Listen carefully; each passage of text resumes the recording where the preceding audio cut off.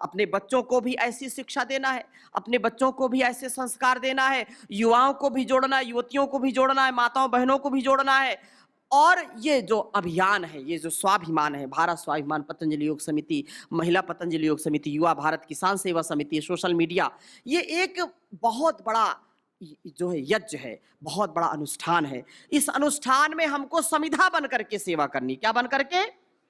समिधा बन करके। जैसे यज्ञ चल रहा है उसमें समिधा चाहे छोटी हो चाहे बड़ी समिधा हो, चाहे मोटी हो चाहे पतली समिधा हो, समिधा तो समिधा है, वो यज्ञ को बढ़ाने का काम करती है। इसलिए हो सकता है किसी का, आप में से, हम में से किसी का सामर्थ्य कम हो सकता है, ज्यादा हो सकता है। मेरा शरीर ऐसा है तो स्वामी आदित्य देव जी का शरीर पहलवान का शरीर है, तो जो है हमारे लक्ष्मण भाई का शरीर ऐसा है, तो हमारे जो है मनोज जी का, सबका शरीर क्या है, अलग अलग है। और भाव भी हो सकता है, थोड़ी सी न्यूनता अधिकता हो सकती है, धन में भी, व्यक्ति बल में भी, बुद्धि में भी थोड़ा सा कुछ ऊपर नीचे हो सकता है। लेकिन हमारा जो लक्ष्य है वो तो एक ही है कि हमको घर घर में योग को, यज्ञ को, आयुर्वेद को, सनातन परंपरा को, अध्यात्म को पहुंचाना है और फिर से भारतवर्ष को विश्व गुरु बनाना है। इसमें हमारी क्या भूमिका हो सकती है, इसमें मैं क्या योगदान दे सकता हूं, ये अब कई लोग कभी निराश हो जाते हैं, अरे हमसे तो नहीं होगा, हम क्या करेंगे। याद रखना, जब मैं आरंभ में, आज से 2006-07 में जब योग कक्षा चलाता था, तो मैं हमेशा इस बात को कहता था, हरिद्वार भी नहीं आया था तब, पहली बार 2008 में आया था, और 8 में आया तो यहीं का हो गया फिर, ठीक है। तो जब मैं योग कक्षा चलाने जा तो लोग बोले कौन योग करेगा, कौन आएगा आपके पास। तो मैंने कहा कि अगर मैं एक दिन में एक व्यक्ति को भी योग सिखाता हूँ, एक व्यक्ति को भी एक अनुलोम विलोम ही सिखा देता हूँ, तो मेरे इस दिन की सार्थकता हो जाएगी, मेरे द्वारा जो ये सेवा का कार्य हो रहा वो पूरा हो जाएगा। कहने का आशय क्या है, एक व्यक्ति भी अगर आपके साथ योग करता है, एक व्यक्ति भी रोज आपके साथ जुड़ता है, तो एक दिन हजारों की संख्या आपके साथ होगी, लाखों की संख्या आपके साथ होगी। एक दिन में तो सब कुछ नहीं होता ना, एक दिन में कोई बुद्धिमान नहीं होता, एक दिन में कोई पहलवान नहीं होता, एक दिन में कोई जो है धनवान नहीं हो जाता, उसको धीरे धीरे प्रोसेस के साथ चलना पड़ता है ना। एक एक कदम आगे बढ़ा करके हम मंजिल पाते हैं ना। तो हमको नित्य प्रति सभी मैं योग शिक्षकों से निवेदन करता हूं कि आपको time and target based work करना है। टाइम एंड टारगेट, कितना टाइम और टारगेट बनाना है कि मुझको एक महीने में कम से कम 30 लोगों को जोड़ना, कम से कम। एक दिन में एक को जोड़ सकते हैं कि नहीं, बोलिए ना। एक दिन में क्या एक व्यक्ति को फोन नहीं कर सकते? कर सकते हैं। एक व्यक्ति से क्या योग की चर्चा नहीं कर सकते? कर सकते हैं। एक दिन में यदि एक व्यक्ति जुड़ता है, कम से कम मान लेते हैं, तो 365 दिन में कितने होते हैं? कितने होते हैं? 365 दिन। 365 दिन में यदि आप, चलो 65 छोड़ दो, 300 तो बचेंगे। 300 जुड़ गए, लेकिन 300 से भी वो एक एक वो जोड़ेंगे तो हजारों की संख्या में हो जाएंगे एक साल में।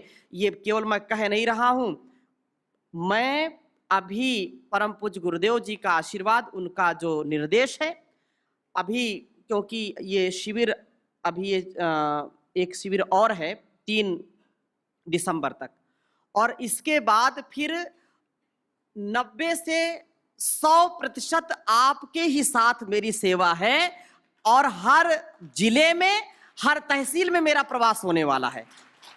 हर जिले में, हर तहसील में आऊंगा, और आप यहां से जाकर के कम से कम एक व्यक्ति को 100 योग शिक्षक तैयार करने। एक व्यक्ति कम से कम कितने? कोई बड़ी बात नहीं है। एक आप जो कक्षा चलाते हैं, अगर उसमें 20 लोग आते हैं और 20 लोगों से आपकी प्रीति है, तो क्या वो 5-5 लोगों को और नहीं जोड़ सकते? तो 20 पंचे 100, तो प्रथम टारगेट ये है कि यहां से जाने के बाद आपको तत्काल अपने जिले में 100 लोगों को तैयार करना है। एक व्यक्ति की बात बता रहा हूं, और किसी जिले से हो सकता है 4-5 लोग आए होंगे, तो एक जिले में कितने तैयार करने हैं? 500 तैयार करने हैं। एक व्यक्ति के हिस्से में 100 लोगों को योग शिक्षक बनाना है, और फिर वो जहां आएंगे तो फिर उनको 100-100 का टारगेट देंगे। तो ये इस वर्ष, मतलब अभी तो ये इसकी पूर्णता हो रही है 2024 की, 2025 का टारगेट आप सबको, हम सबको लेना है कि कम से कम 1 करोड़ लोगों तक योग को पहुंचाना है, उनको जोड़ना है। 1 करोड़ हमारा संगठन भाइयों का जरूर हो जाए, इसका लक्ष्य आपको लेना है। अपने प्रांत को योगियों का प्रांत बनाना है, रोगियों का नहीं, भोगियों का नहीं, सनातनियों का प्रांत बनाना है। उसको इस ध्येय के साथ, इस दूरदृष्टि के साथ आगे बढ़ाना है। तो अपने प्रत्येक कर्म को हम गुरु की पूजा, ईश्वर की पूजा मान करके करें, और इस प्रकार से निरंतरता के साथ इंटीग्रेटेड योग करा करके, हमारे लिए सब कुछ सुलभ है।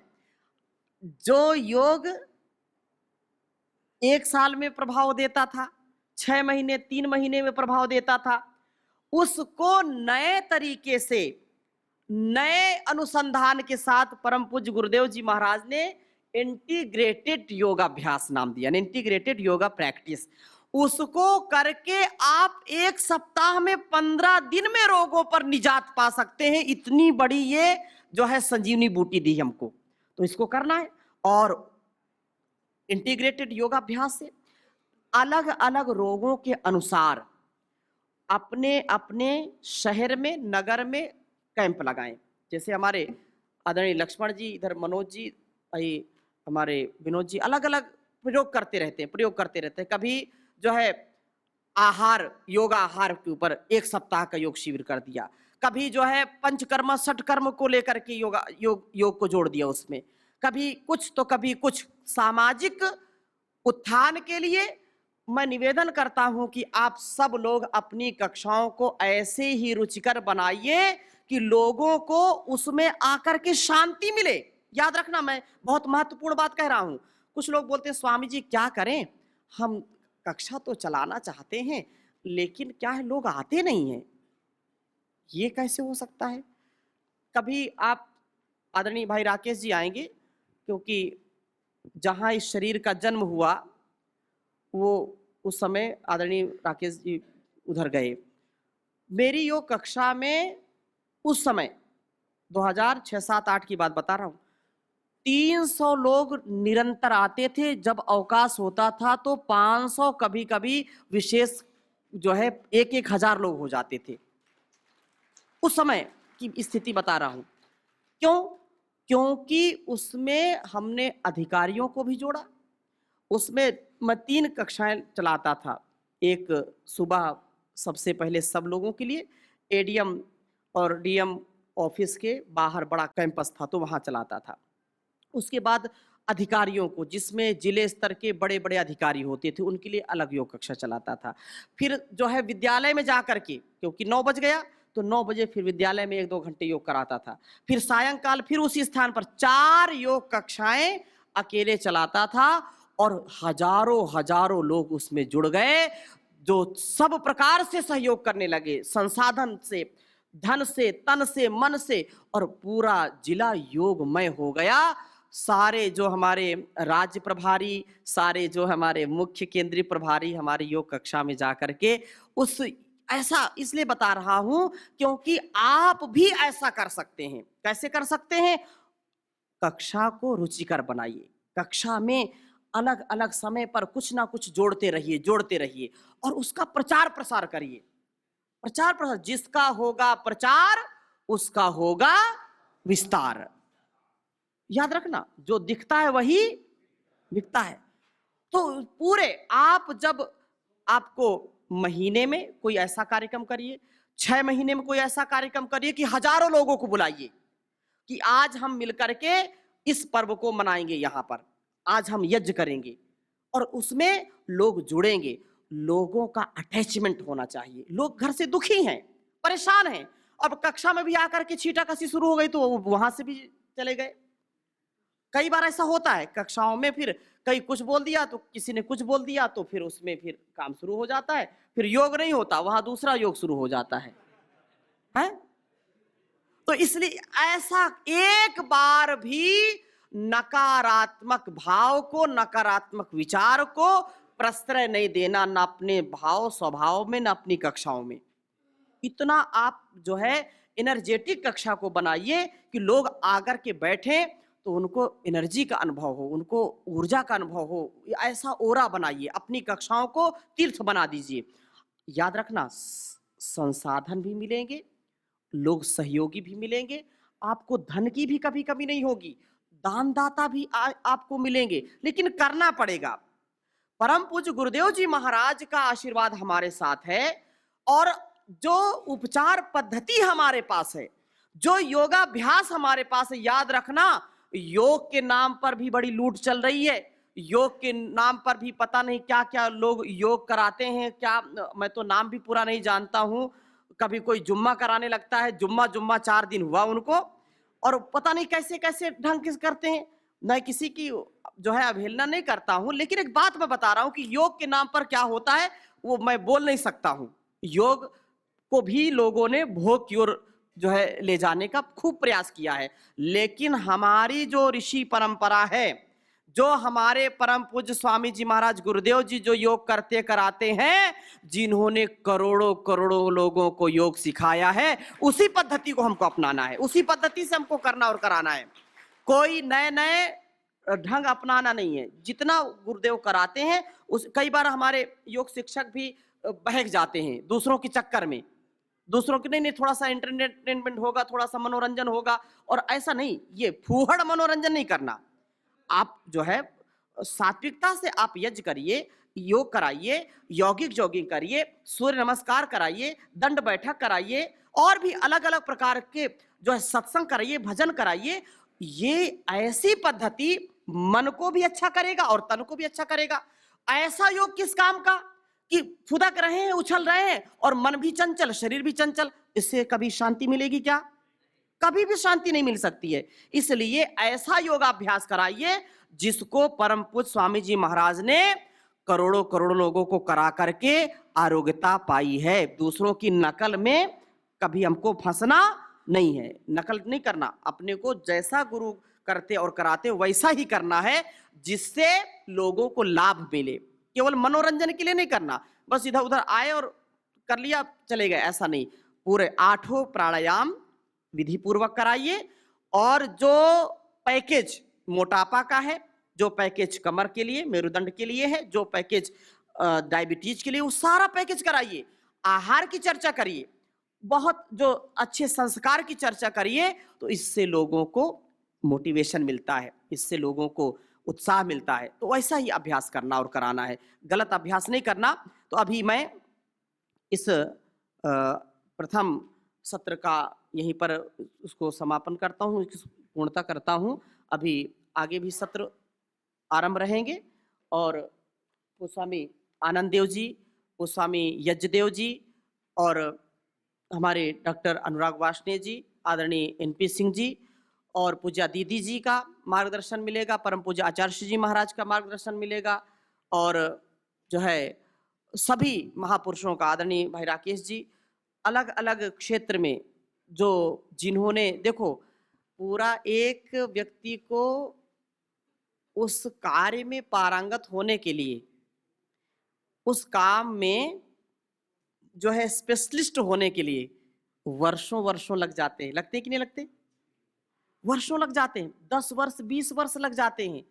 और जो 10-10 20-20 वर्ष लगा करके जो विद्या उन्होंने पाई है, वो आपको 10-20 मिनट में उसका निचोड़ देंगे। कितनी बड़ी बात है, बोलो।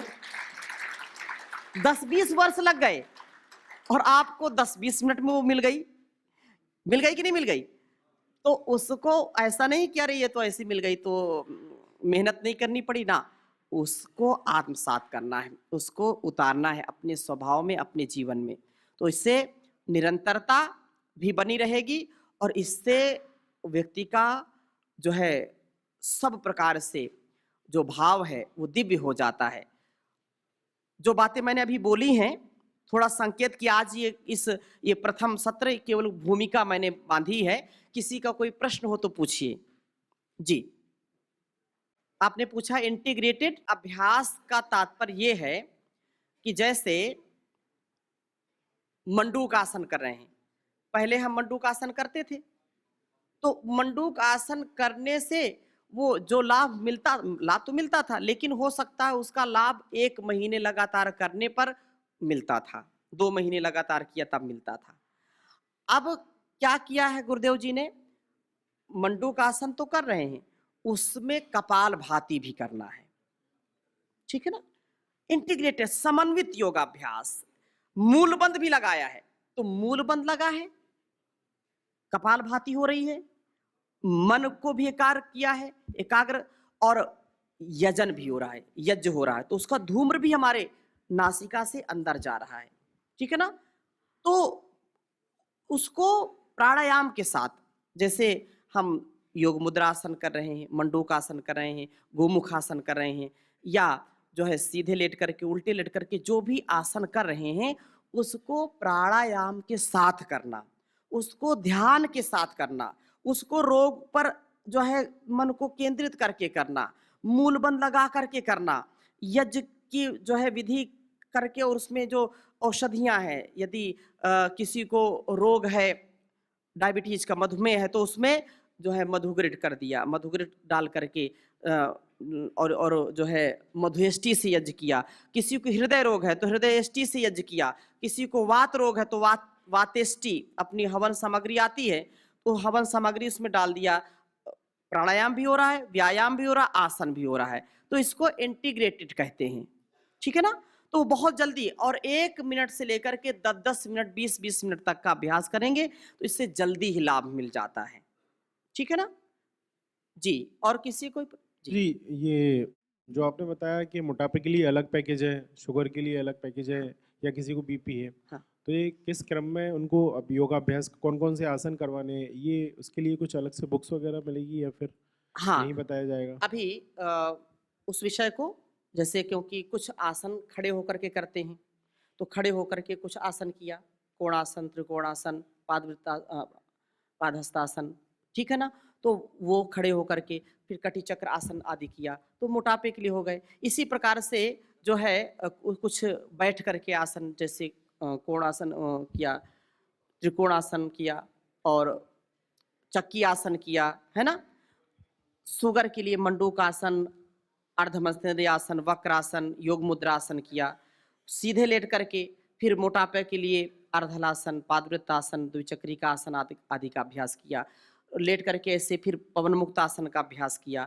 तो वो निरंतर आप परम पूज्य गुरुदेव जी महाराज को भी सुनते रहते हैं, और इस कार्य को भी आगे बढ़ाना है, सुनना और करना और कराना, ठीक है ना? उसके विषय में एक सत्र रहेगा, वो स्वामी जी अभी आएंगे तो वो भी बताएंगे, ठीक है जी। जी, जो एक्यूप्रेशर पॉइंट है, वो प्राणायाम के साथ जो करना है, कौन सा पॉइंट दबाना है चाहिए? हाँ, ये महत्वपूर्ण बिंदु है। देखो, ये हाथ हमारा पूरा जो है पूरे शरीर का प्रतिनिधित्व करता है। ये हाथ जो है ना, लोग बोलते हैं ना हाथ अपना दिखाओ, कुछ लकीरों को देखते रहते हैं कुछ जो है इसके भाव को देखते हैं। तो यहाँ इस पॉइंट को दबाने से जो है थायराइड की समस्या दूर होती है, ठीक है ना? ये थायराइड की समस्या दूर होगी इससे, ठीक है ना? यहाँ पर दबाएंगे तो आँखों की समस्या दूर होगी इससे, आँख के विकार दूर होंगे, ठीक है? यहाँ पर फिर दबाएंगे तो कान के विकार दूर होंगे, कान ऐसे दबाते जाएंगे, दर्द होगा। जहाँ पर भी जिस अंग में रोग है, और उस पॉइंट को दबाएंगे, जैसे रोग 6 महीने बाद आने वाला है, 1 साल बाद किडनी में गड़बड़ होने वाली है, लीवर गड़बड़ होने वाला है, तो उसके पहले ही यहाँ दर्द शुरू हो जाता है, लेकिन हम उसको समझ नहीं पाते। किसी की लीवर आंतों में समस्याएं हैं तो इसको पूरा दबाइए, ठीक है? किडनी है तो यहाँ मूत्र विकार है, धातु रोग है, प्रजनन तंत्र के रोग हैं तो इसको पूरा दबाइए। और ऐसे आपको पता नहीं, जैसे उन्होंने पूछा कौन कौन सा पॉइंट दबाना, पता नहीं कौन सा पॉइंट है, किस रोग का पॉइंट है, तो आप बस कपालभाति करते जाइए और दबाते जाइए, ऐसे पूरे आपको खुद अच्छा लगेगा। और जहाँ दर्द हो ना उसको ज़्यादा दबाना, थोड़ा सा जो है कभी कभी कुछ ऐसे बिंदु होते हैं ज़्यादा तेज दबा दिया तो वहाँ पर लाल हो जाता है ऐसा, तो उसको थोड़ा सावधानी से, किसी किसी को ज़्यादा दबा दिया, मर्म पॉइंट दबा दिया तो हो सकता है व्यक्ति बेहोश हो जाए। तो इसका भी पूरा ध्यान रखना कि जितना वो सहन कर सके उतना ही दबाना। यदि किसी को प्रेशर करना, आप खुद दबाओगे तो इतना तेज नहीं दबाओगे कि बेहोश हो जाओ, है ना, क्योंकि आपको पता है। और जब दूसरे को दबाते हैं दर्द तो उसको हो रहा है ना, और वो सोच रहे नहीं थोड़ा थोड़ा सा और सहन करो और सहन, और वो चिल्ला रहा है चिल्ला रहा है, आप जबरदस्ती उसको कर रहे हैं तो वो फिर कभी कभी व्यक्ति बेहोश हो जाता है। बिल्कुल, वो तो ऐसा कभी नहीं करना, जितना वो सहन कर सकता है धीरे धीरे। अभी पेट में गड़बड़ है तो ऐसे इसको दबाएंगे, तो ये बहुत ही लाभकारी है। जी ओम स्वामी जी, जी जैसे कि कक्षा लगाने की बात आती है तो सवेरे सुबह तो हम कक्षा लगा देते हैं, लेकिन समस्या आती है स्कूलों में कक्षा लगाने में। स्कूलों का क्योंकि समय होता है 9 बजे या 10 बजे के बाद, ऐसी स्थिति में जो बच्चे होते हैं वो घर से नाश्ता या भोजन करके आ जाते हैं, फिर उस समय फिर कक्षा लगाने में दिक्कत होती है। तो हाँ। ऐसे स्थिति में स्वामी जी क्या किया जाए? कभी हम जाते हैं तो भी ये समस्या रहती है। तो हमारे तो स्वामी देव जी, आदित्य देव जी आदि भी जाते हैं, तो वहाँ पर क्या करना है, क्योंकि बच्चे तो भोजन करके आ गए, आपको कराना भी है, तो उनको ऐसे अभ्यास कराइए जिससे उनको हानि ना हो। खुद तो कर लीजिए, उनको बता दीजिए, संकेत कर दीजिए, हैं। आप बच्चों को पूरा पूरा रोज की जैसे उनको पैकेज नहीं दे सकते, उनको समझा करके बता करके, जैसे अनुलोम विलोम प्राणायाम करवा दिया, कोई उसका साइड इफेक्ट नहीं है, उसका बेनिफिट मिलेगा। उसको भ्रामरी उद्गीत करा दिया, ठीक है ना। अब उनको उस समय यदि एडवांस आसन कराएं तो गड़बड़ होगा, तो वो जितना हो सकता है उतना भी करा देंगे तो भी लाभ। थोड़ा सा कुछ पॉइंट हल्के से जो दबा सकते हैं।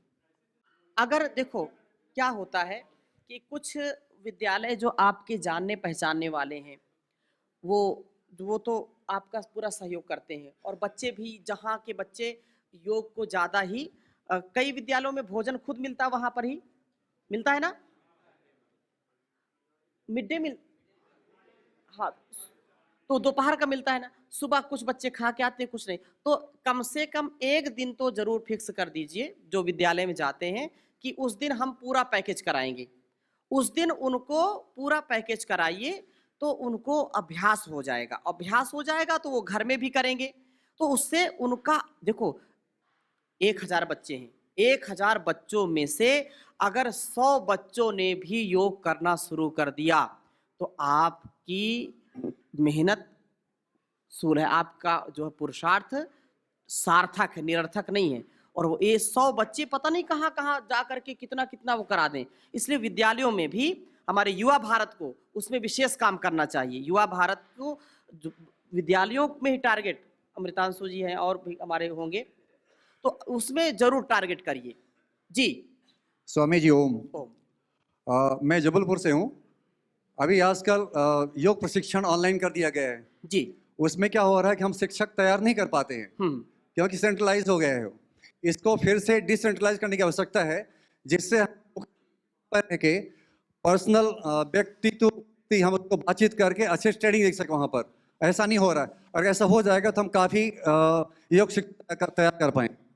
बहुत सुंदर बात कही है। उसके 2 ऑप्शन कर लीजिए। अभी क्योंकि कोरोना काल तो चला गया है, परंतु जैसे किसी किसी जिले के तहसील बहुत दूर है ना, और किसी किसी प्रशिक्षण शिविर में बाहर के प्रांत के भी लोग या बाहर के जिले के लोग भी उसमें सम्मिलित होना चाहते हैं, तो ऐसी परिस्थिति में ऑनलाइन ऑफलाइन दोनों का ऑप्शन दे दीजिए। आप योगाभ्यास जो वहाँ पर 150 लोग हैं उनकी योग कक्षा लीजिए, उनको बताइए, और वहीं पर ऑनलाइन का भी ऑप्शन जो है अपना मोबाइल लगा लीजिए या जो भी व्यवस्था हो, लैपटॉप लगा लीजिए, ताकि वो वहाँ से भी सीखते रहें। परंतु उनको जो ऑनलाइन हो या ऑफलाइन हो, परीक्षा जब होती है, परीक्षा वो दें, और दूसरा ये कि उनको वो कहाँ योग कक्षा फिर लगाते हैं, उसकी भी रिपोर्टिंग आपके पास होनी चाहिए, तो आपके योग शिक्षक सफल हो जाएंगे, आपका पुरुषार्थ सफल हो जाएगा। सर केंद्र से निर्देशित करना पड़ेगा, अदरवाइज हो नहीं पाएगा ये। नहीं, उसको तो निर्देशित किया है और जी। भी कर देंगे, ठीक जी है? जी ओम। जी ओम स्वामी जी, जी मैं गुजरात से आया हूँ। हाँ मेरा नाम मयंक है। जी। तो मेरे को ये जानना था कि आपने योग कक्षा में कुछ न कुछ नया करने के लिए बोला। कभी हम यज्ञ कर सकते हैं, भजन कर सकते हैं। तो गुजरात में जो है वो गरबा बहुत पॉपुलर है। हाँ, तो योगासन के साथ योगासन के स्टेप के गरबे रहते हैं। जैसे गरबा बहुत चलता है, तो 365 दिन गरबा चलता है क्या? नवरात्रि के दिन चलते हैं। गरबा एक भक्ति भाव का, उत्साह का प्रदर्शन है, ठीक है ना? तो उसमें 12 महीने उसको नहीं कराना। जब गरबा का अवसर हो तो थोड़ा आप कर सकते हैं, लेकिन योगाभ्यास करने के बाद, ठीक है ना? जी हेलो हेलो, हाँ हाँ स्वामी जी, हाँ। मेरा जो क्वेश्चन है वो गरबा नहीं, योगिक गरबा।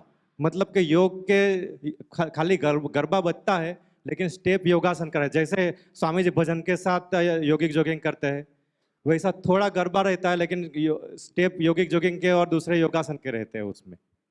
देखो, यद यद आचरति श्रेष्ठ तत् तत् इतरो जना। आप उसको योगिक स्टेप कहेंगे, फिर दूसरे उसमें 2 स्टेप और बढ़ा देंगे देख करके, फिर तीसरे लोग 2 स्टेप और बढ़ा देंगे, और विकृति ऐसी आ जाएगी कि वो डांसिंग हो जाएगा। हमारे परम पूज्य गुरुदेव हमारे आदर्श हैं भाई, ठीक है ना? तो इतने दिन हो गए हैं, तो केवल जो ऐसा कहते हैं उनको बोलो, देखो हमारे लिए परम पूज्य गुरुदेव जी का जो पैकेज है वही हमारे लिए सर्वोत्तम है, सर्वश्रेष्ठ है, तो उसको आप करिए। हाँ, जो उत्साह है, त्योहार है, पर्व है, उसमें आप जो है योग कक्षा में जब आप जैसे 9 दिन का पर्व होता है तो उसमें योगाभ्यास कराने के बाद थोड़ा सा 5-10 मिनट कर लिया तो कोई बुराई नहीं। लेकिन जो आज क्योंकि बड़ा इसमें होड़ चली हुई है, मैं अलग अलग प्रांतों में जाता हूँ ना, तो लोग जो है नए नए तरीके से शिकायतें भी आती हैं। तो ये अपने को, क्योंकि मैंने कहा ना कि हम किसको प्रेजेंट कर रहे हैं, पतंजलि को प्रेजेंट कर रहे हैं, हम किसको प्रेजेंट कर, अपने गुरु को प्रेजेंट कर रहे हैं। तो एक भी कोई ऐसा कार्य हमको नहीं करना, कोई भी एक ऐसा शब्द नहीं बोलना जो हमारे रूल्स रेगुलेशंस, हमारी जो मर्यादा है उससे अलग हो, ठीक है ना? जी बहुत बहुत धन्यवाद। जी।